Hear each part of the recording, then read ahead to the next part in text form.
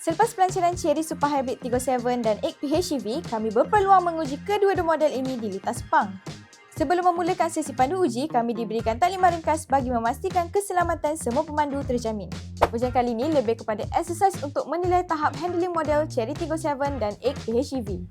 Bahagian pertama ujian melibatkan laluan beralun bagi menguji kekukuhan serta kestabilan steering. Hasilnya, respons steering sangat cekap dan bertenaga. Jadi, kalau nak redah jalan kampung, tak ada masalah langsung.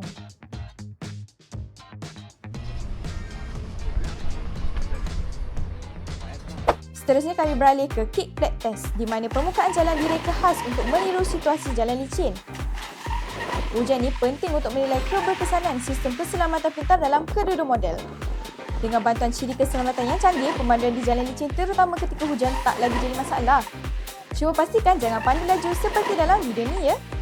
Secara keseluruhan, Chery membuktikan yang mereka bukan sekadar tampil dengan reka bentuk menarik tapi juga keupayaan pemanduan yang meyakinkan.